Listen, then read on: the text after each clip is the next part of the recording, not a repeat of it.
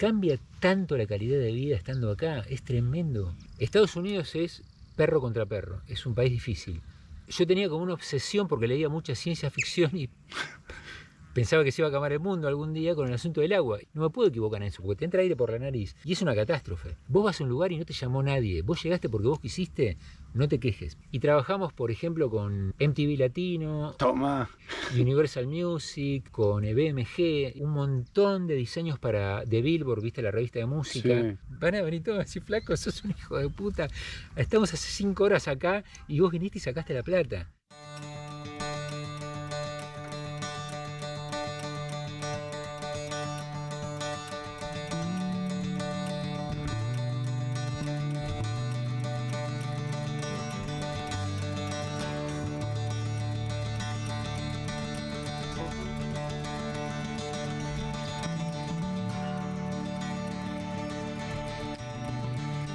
Muy buenas, ¿cómo anda la banda? Estamos acá en Tras la Sierra, volvimos a Los Pagos, estamos en Yacanto y vamos con otra historia más. La verdad que miren este lugar, miren lo que es.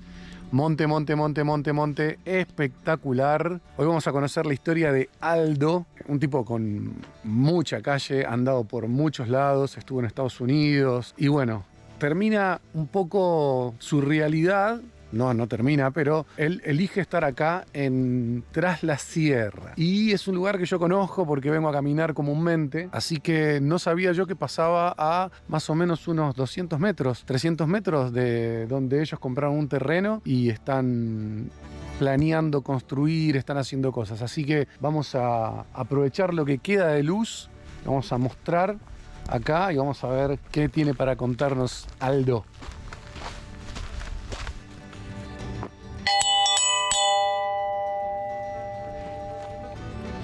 Aldo, ¡Luca! ¿qué hace? ¿Todo bien? Largo? Más o menos. ¿Cómo va andas, eso? papá? Muy ¿Todo bien? Bárbaro, excelente. Qué lugarcito, ¿eh? Un espectáculo. De aquí ya se empiezan a ver las sierras. Hay que bancárselo a pero bueno, es lindo, parte de la aventura. Es que sí, ¿no? Se trata de eso. Solo se trata de vivir. Sí, tal cual. De vivir y aprovechar esa vida que tenemos y divertirnos un poco. Qué tul, qué lindo. Espectacular, espectacular. Bueno, acá se empieza a ver la proyección de lo que en algún momento tienen ganas de hacer, ¿no? Y acá estamos como acumulando cosas que fuimos comprando, aberturas con doble vidrio para... Doble vidriado, sí, es Con doble vidriado. indispensable en lugares como acá. Sí. Para verano y para invierno. Para aislarle la temperatura.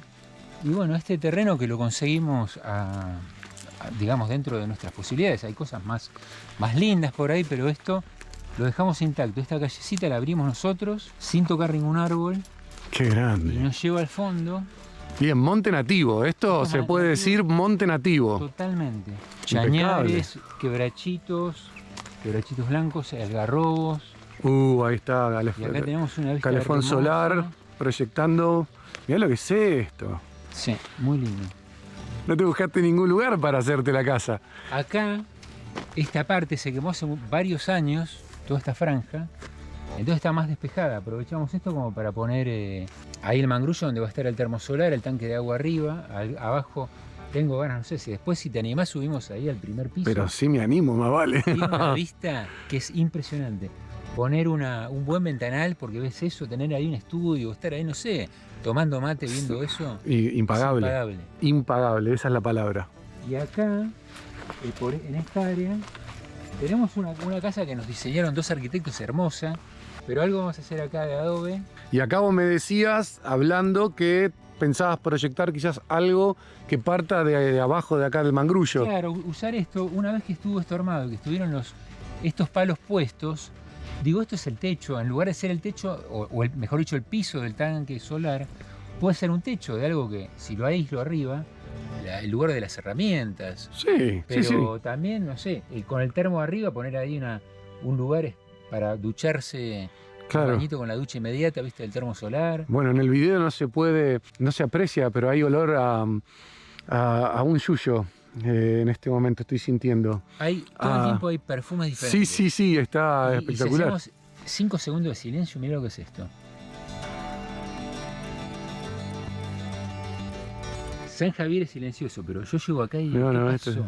Sí, sí, Se tremendo. cortó la luz, ¿viste? Y se Aparte cayeron acá todos. tiene que ser de noche, tiene que estar espectacular. Hermoso, impresionante. Tiene que ser buenísimo. De hecho, desde casa, que hay un montón de luz, se ve la Vía Láctea. Bueno, desde acá tiene que ser alucinante. Sí, muy poquita contaminación visual y cero contaminación auditiva. Por ahí algunos días se escucha una fiesta, algún parlante, ¿viste? O algún vecino, que el más cercano creo que está a 500 metros, Qué hermoso. eh, Qué bueno. llamando al hijo, pero eso es todo. Y sí, bueno, el monte. Y bueno, este lugar se las trae porque tenés que acostumbrarte a salir con jeans, botas. Ya dos Sí. veces encontramos una yarará, no sé si la misma, pero la vimos 2 veces. Y los raspones en los brazos que te masacran. Olvídate. Bueno, más cuando abrís el monte. Cuando estás en eso. Abriendo los caminitos como para encontrar los lugares. Acá vamos para el fondo. Claro, porque tienen 100 metros. Sí, son 100 metros de fondo. Ahí se ve el alambrado.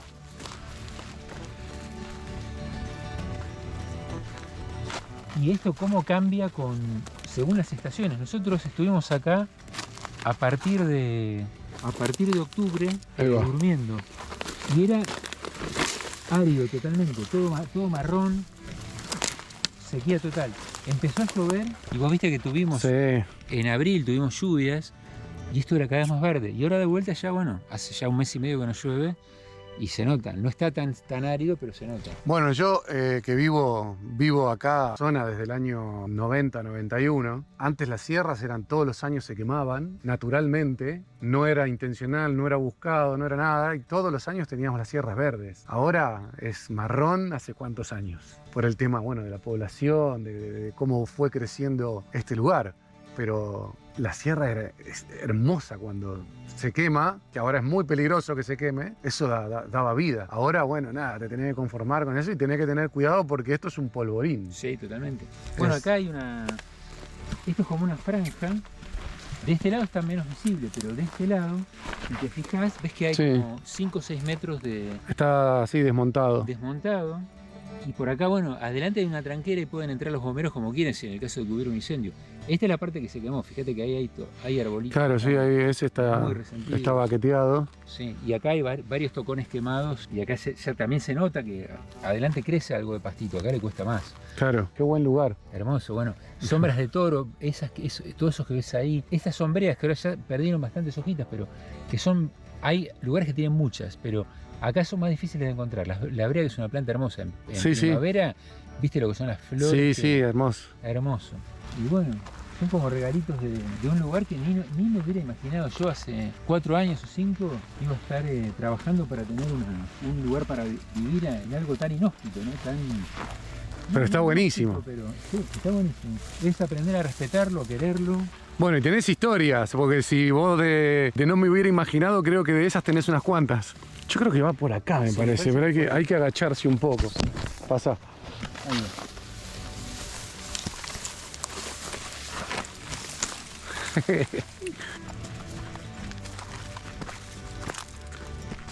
Bueno, yo soy Aldo, tengo 65 años y nací en Capital Federal, en el barrio de San Telmo. O mejor dicho, nací en La Boca.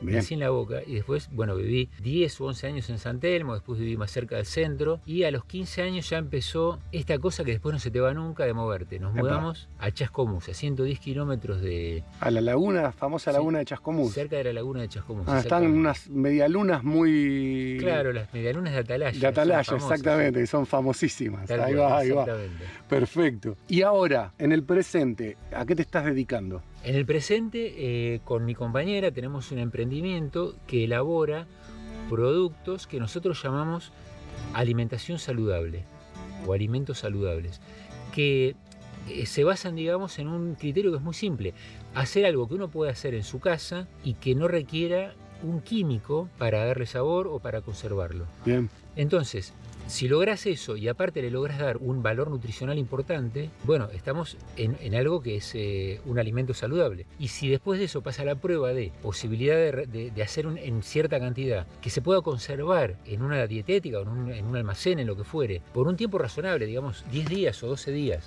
Claro. manteniéndose en buen estado, genial. Hay algunos productos que duran mucho más de lo que te dije. Por ejemplo, Pues son secos, ponele cosas... claro, exactamente, o oleaginosos. El tahini, que es una mantequilla de sésamo. Tremendo, Un riquísimo. producto muy viejo. ¿Lo probaste? Sí, es Sí, muy sí, rico. sí, es muy rico, muy rico. Y bueno, cuando empezamos con esto, salió la posibilidad, probemos de hacer hummus. Muy rico también, eso lo probamos. Y para El hacer de el ustedes. hummus, sí, bueno, es como bastante unánime, ¿no? Que es bastante rico nuestro hummus. En general los hummus son todos muy ricos, porque tiene ingredientes que son muy nobles: limón, el garbanzo, por supuesto, el tajín, aceite de oliva y ajo, y un poquito de sal. Eso le da como una combinación power, ¿no? Sí, sí, muy bueno. Y bueno, ese es el emprendimiento. ¿Cómo se llama el emprendimiento? Se llama Gaia Alimentos Saludables o Gaia Shakti Alimentos Saludables. Pero igual de todas maneras vamos a dejar las redes sociales también ahí abajo para que la gente los encuentre y pueda ponerse en contacto, que recomiendo yo enfáticamente. Che, y ahora dando quizás ahí una mirada hacia atrás. Todo el mundo tiene una antigua vida, siempre hay una antigua vida.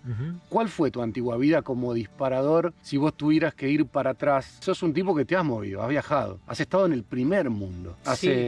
Sí, entre comillas. Digamos que es el primer mundo. Sí. Bueno, terminaste acá. Hace un ratito dijiste, yo no me imaginaba estar en un lugar como este hace 4 años. ¿Dónde arranca el camino que te trae hasta acá?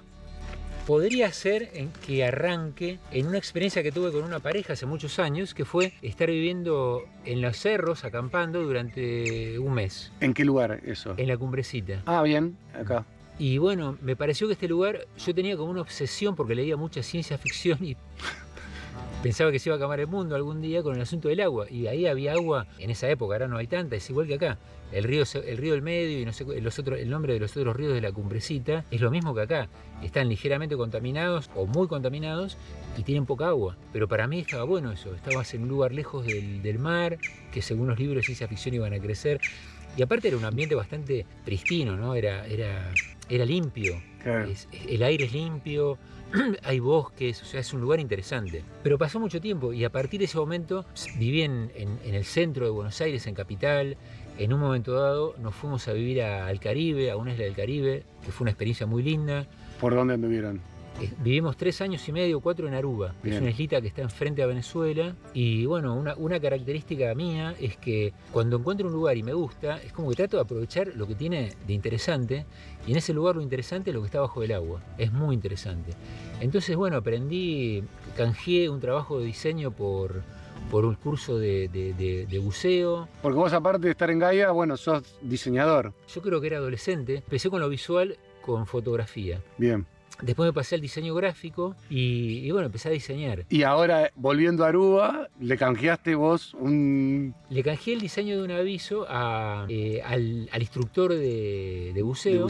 Bucear es una cosa increíble. Silencio total, todo en cámara lenta. Es como si estuviera, no sé, en la luna. Se escucha tu respiración, me imagino. Se escucha el ruido de las burbujitas que te salen del tubo. Yo recuerdo que una vez estábamos buceando en no era un fondo plano, sino que era un fondo como una pendiente. Y en un momento dado hago la maniobra de desempañar la máscara al revés. Digo, ¿qué me pasa que estoy haciendo esto así? Es re básico. No me puedo equivocar en eso, porque te entra aire por la nariz. Y es una catástrofe. Bueno, cuando sentí que tenía el agua por acá, digo, ¿qué estoy haciendo? Claro. Miré el coso y estaba a 27 metros. Claro, te había ido más abajo. Estaba más abajo, estaban lejos el resto del grupo. Y bueno, es una cosa como estresante. No. Es lindo, pero es... Como tirarte en paracaídas, yo qué sé, todo bien, pero estás en un lugar que no es para el ser humano. Exactamente. Claro. Entrar y encontrarte con eso ahí, increíble. Los bichos que ves ahí, por ahí vas así buceando lento, buceando, snorkeando, ¿no? O sea, estás en la superficie. Y de golpe doblás alrededor de un coral y aparece un pez ángel así, que son azules, ¿viste? Hay varios colores, pero este en particular que me acuerdo era azul, tipo eléctrico, con la S de la branquia amarilla, pero cosas increíbles, hermosas. Eso lo hice todos los fines de semana durante, no sé, 3-4 horas cada día, porque el agua está ahí a 27-28 grados, no te enfrías, no te cansás. Claro, olvídate. Y bueno, esa fue una experiencia para mí impagable. ¿Y cómo es que arranca? Vos anduviste por Estados Unidos, ¿cómo llegas allá? ¿Cómo terminás en el norte? Bueno, aparece una posibilidad de trabajar en Miami en un Service Bureau, se llaman, Service Bureaus. Es un servicio de gráfica y me ofrecen ir a trabajar ahí. Una buena oportunidad y bueno, yo qué sé, vamos a ver. Tuvimos que hacer una escala técnica en Venezuela por 6 meses, que también es un país hermoso, así en lo que es naturaleza. Yo identifico el país por la gente que conozco, que la gente tiene buena onda en todas partes. Si vos conocés a la gente con buena onda, Sí. si uno va a buscar... Bueno, me imagino que sí, funciona, es energía. Yo me encontré siempre con gente con buena onda.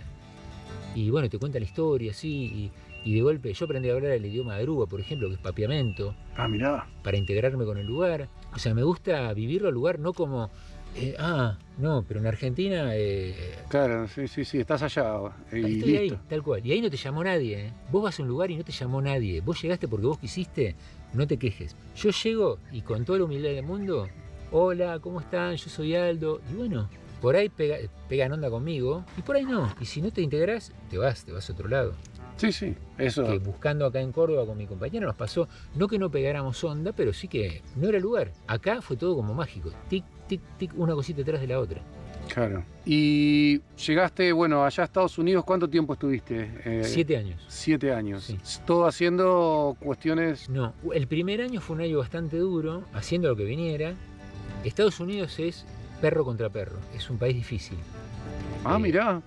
Bueno, es otra visión. Porque está el que te dice, no, vamos allá con $500 y arrancamos. Puede ser que te salga, o sea, en Estados Unidos no te cierran la puerta, pero tampoco te llamó nadie, ¿eh? No, bueno, eso es como, bueno, lo que venís diciendo vos. O sea, Sí. te tenés que ganar tu pequeño espacio. En Miami no se habla en inglés, en Mirá. Miami se habla en español. Ah. Son cubanos, mexicanos, venezolanos, puertorriqueños no, centroamericanos, un montón. Entonces, bueno, estás con un montón de gente que va porque en sus países por ahí no les va muy bien, están para levantar, para parar la olla, digamos, ¿no? Claro, sí. Y es, digamos, competencia, y por ahí te van y decís, otro argentino, ¿viste? ¿Y los argentinos allá, qué onda? ¿Cómo son vistos?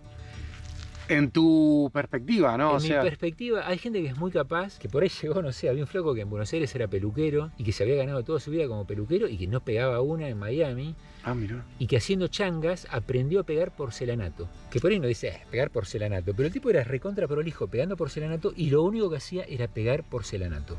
Y ganaba muy bien. Muy bien no es tener millones de dólares, muy bien es por ahí comprarte una casita, que son carísimas, las propiedades en el extranjero son re caras, tener un auto, y él, en lugar de comprar el sueño americano de tener 2 autos 0 kilómetros, una casa de 2 pisos, tranqui. Estados Unidos es perro contra perro, es un país difícil. Claro. Yo he visto muchas parejas afuera que llegan y uno de los dos capota, generalmente es el varón. La mujer dice, acá hay que ponerse las pilas porque esto no es el sueño que nos contaron, hay que empezar a laburar. Y el flaco está más nostálgico, ¿viste? No, de los amigos, yo qué sé. Algunos no, algunos se ponen, este flaco, por ejemplo, Se puso la pila. se puso las pilas y les iba bárbaro. Che, y bueno, allá 7 años, haciendo como dijiste vos, un poco de todo. Al principio sí, el primer año fue un poco de todo. Después de eso, un cliente, yo vendía empanadas en la calle y uno de los que me compró empanadas me muestra una cosa de gráfica que iba a hacer, una promoción, no sé qué. Le digo, eso cuando lo imprimas te va a salir con unos dibujitos así, como haré. Ah, me dice, como diciendo, ¿qué sabes, flaco? Al día siguiente le voy a vender las empanadas y me dice, ¿vos cómo sabías que cuando yo imprimiera esto me iba a quedar así? Porque el imprentero me dijo lo mismo, le digo, porque yo hago diseño gráfico. Ah, no me digas. Empezamos a hablar, yo qué sé, y al flaco le encantaba todo ese palo. Y finalmente terminamos armando un pequeño estudio de diseño gráfico y trabajamos, por ejemplo, con MTV Latino, Toma. Universal Music, con BMG, un montón de diseños de Billboard, viste, la revista de música, Sí. para Universal Music. Y después hacíamos una revista mensual que se llamaba South Beach Happenings, que es una movida, una revista de 64 páginas que la hacía yo solo. Ah, Me mirá. traían avisos, textos, y bueno, fue una experiencia linda porque lo que descubrí ahí, que respetan mucho el laburo. Si vos sos un laburante, te respetan.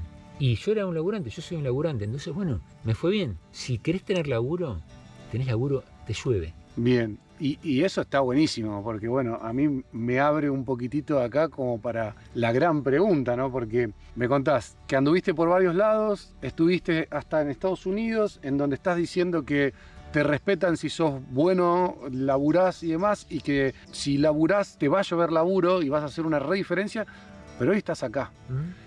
¿Cuál fue el punto de quiebre para decir, bueno, estoy en aquel lugar que es considerado el primer mundo y qué pasó que podrías estar allá? Capaz que económicamente 20 veces mejor Sí. de lo que estás acá. por lo que vos me estás contando. Pero no, estás acá y estás eligiendo estar acá. Porque uno vive con otras personas. Yo vivía con una pareja y no siempre las cosas son tan armoniosas, son tan... Entonces, bueno, había diferencias en la percepción del lugar y a mí no me molestaba. Ya tenía 3 o 4 encima. A Chascomús a los 15 años te cambia el mundo. Ese fue el cambio más como violento y por él el que más me enseñó. Sí, bueno, a mí también me sacaron a los 13 años de la paternal y me trajeron acá. No era Chascomús. Bueno, Chascomús había gente. Sí, es cierto. Y a mí me enseñó porque de estar en un lugar. Yo iba a un colegio muy bueno en Buenos Aires y era todo, viste, wow. Y en una época muy politizada y de golpe era un lugar que era re inocente como Chascomús, que era... ¿Qué les importaba la política? No, olvídate. Y entonces fue una experiencia muy linda. Y bueno, vine acá, yo me volví en septiembre del 2001. Te volví, en septiembre del 2001. O sea que justo antes de... Exactamente, justo antes. No, Claro, de lo de las torres. De la de las torres. No, cuando fue lo de las torres estábamos en la casa que habíamos alquilado muy poco tiempo después de llegar en South Beach. Estaba mi hijo viviendo conmigo y un amigo que le prestábamos ahí un dormitorio porque mi pareja y mi hija se habían venido para acá. Vivimos toda la experiencia del 11 de septiembre. Wow. Que fue re loca porque el país estaba paralizado. No entendían nada. No entendían nada, claro. No entendían nada. El señor este que te cuento, Bernie, el de la revista, tenía un hijo que trabajaba en las torres. Hasta las 6 de la tarde, obviamente estaba así. Hasta que lo llama el pibe y le dice, no, pa, me quedé dormido. Uf.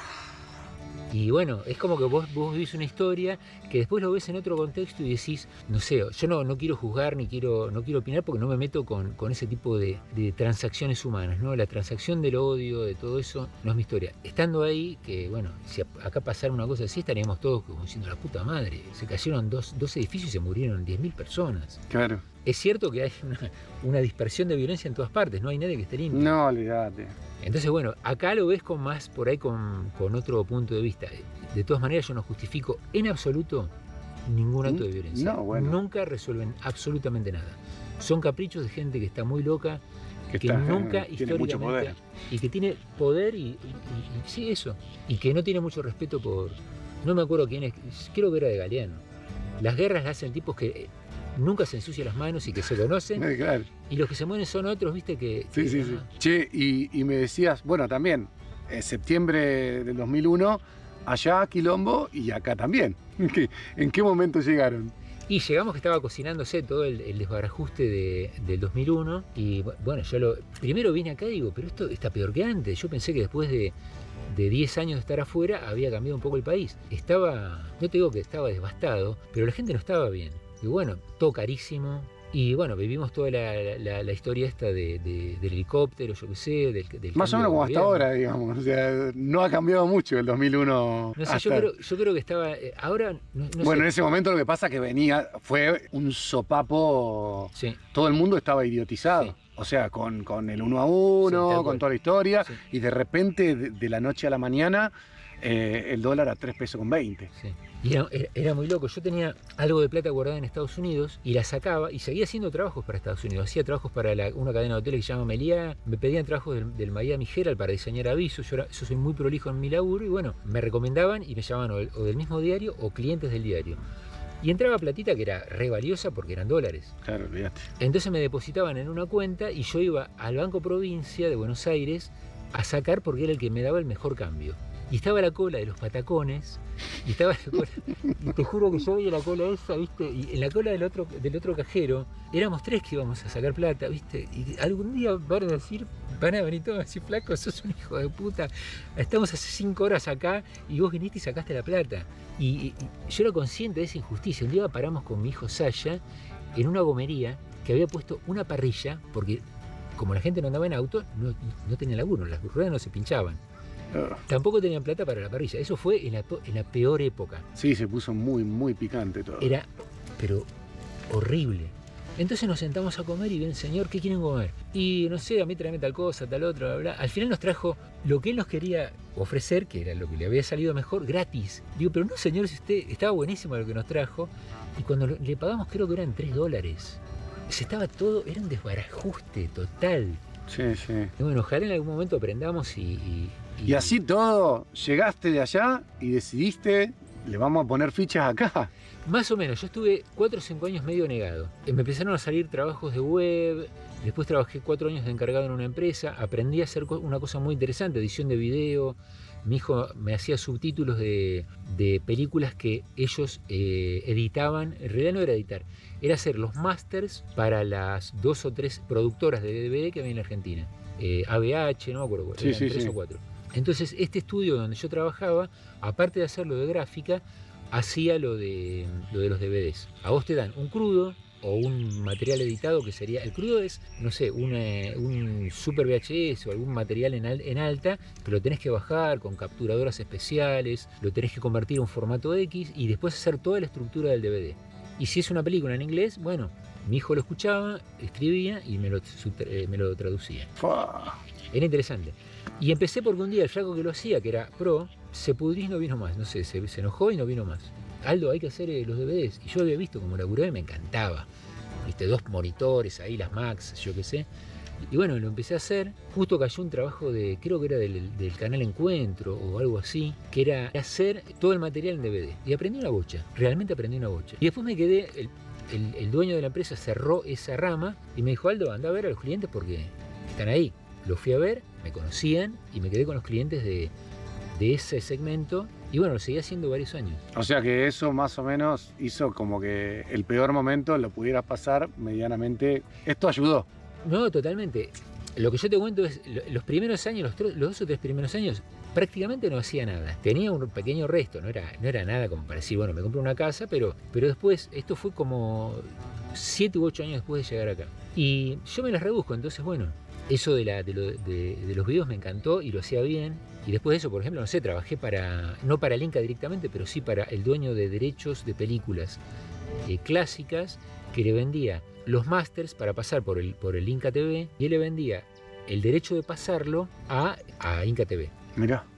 Ese laburo fue muy interesante, era muy estresante, pero muy interesante, se ganaba muy bien con eso. Bueno, eso, de todo. Y en el 2015 paso por la puerta de un lugar que decía profesorado de yoga. Había hecho un año, pero después, bueno, había abandonado. Fui de vuelta, yo qué sé, bla, bla, y bueno, me metí en eso, me empezó a hacer muy bien físicamente, empecé a bajar un montón, o sea, empecé a ver más claro qué era lo que quería hacer de mi vida. Simplificar los objetivos, ¿no? Decir, esto no sirve, voy a esto.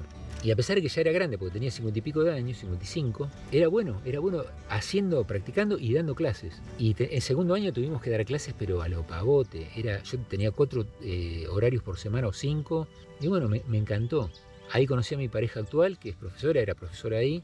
No había sido profesora mía, pero bueno, habíamos compartido algún retiro, alguna reunión, yo qué sé. Y después de 2 años, bueno, hicimos un viajecito juntos, venimos precisamente para acá, para Córdoba, y nos encantó. Y bueno, decidimos probar, a ver dar qué pasaba. el paso. Sí. Bien. Y fue re lindo. Y vivimos un tiempo en Buenos Aires, ella tenía ya una escuela de yoga, yo seguía con mi trabajo de diseño, de las películas, todo eso. En el invierno del 2017 empezamos a viajar para acá. Empezamos a recorrer, pero lo que viniera, del otro lado de las sierras, para el norte, para el sur. Y era todo lindo, pero no encontrábamos nada. Hicimos 3 viajes, yo retranqui porque me venía con el laptop y resolvía todo el laburo. Y bueno, finalmente el último día del último viaje entramos acá a San Javier por primera vez y nos fuimos... 2017. 2017, en octubre del 2017. Nos fuimos con una casa alquilada, que es donde vivíamos, que creo que vos la conociste, la casa esa. Sí. Que es este lugar, dijimos, porque tenía un salón de 7x6 en la planta baja, como para poner ahí el lugar de yoga. Y bueno, así fue, literalmente. A los 10 días estábamos viviendo en San Javier. Ah, bueno, fue como muy así, este es el lugar. Fue re loco, ¿eh? Siempre volvemos y nunca llevamos nada. Para nadie, somos de terror. Compremos alguna cerveza artesanal Dale, vamos. Entonces empezamos a recorrer, yo qué sé. Pasamos por Paso Ancho, ¿viste? Ahí en Las Rabonas, creo que está. Acá, podemos comprar acá. Llegamos acá a San Javier y yo negadísimo con las inmobiliarias. No, te cobran comisión, yo qué sé. Acá hay inmobiliaria, vamos a preguntar. Aldo, tenés que aprender a hacer... Cada uno tiene su punto de vista, no solamente el mío, que las inmobiliarias cobran caro. Vamos a parar. Paramos. Eso es mi diálogo interno, ¿no? Para tratar de contrarrestar la negación que tenía con las inmobiliarias. Entramos, hablábamos con la chica de la inmobiliaria, no... Bueno, hay una casa que por ahí nos paramos en la terraza que tenía esta vista y la chica dice, y ahí al lado está fulanito que hace cerveza artesanal. Digo, listo, es acá. es acá. Y de hecho, lo llamamos a Esteban cada tanto, Esteban, pasanos una birra, y nos pasaba la cerveza por el medio del alambrado. Che, y una vez que estuvieron acá, ¿cómo se sintieron recibidos con la gente local, más que nada? No con la tribu de afuera, por la persona de acá. ¿Por el nacido? Sí, sí. Te digo la verdad, yo no pude detectar en ese momento, no estaba atento a eso. Yo veía que la gente era amable. Íbamos al supermercado, íbamos a, no sé, algún lugar. Primero que no sabíamos quién era nacido y quién había venido, porque por ahí hay gente que tiene acento cordobés, pero que vino de Río Cuarto o de Córdoba. Entonces era un mundo que no conocía. Yo aprendí eso de nacidos y venidos 1 o 2 años después en los talleres de teatro, porque precisamente hicimos cosas basadas en los nacidos y los venidos, ¿no? Como el venido le falta por ahí con su, viste, no, acá hay que hacer las cosas así. Pero acá hay una tradición que tiene un montón de tiempo y hay que el respetarlo. venido, bueno, no sé, yo también hablo quizás un poco desde la experiencia. El venido hay veces que es una topadora, sí, no respeta nada. Sí, tal cual. Sí, y yo creo que los sueños no se acaban nunca, o por lo menos, o sea, el día que se acabe el sueño, porque ya está, ya fue. Sí.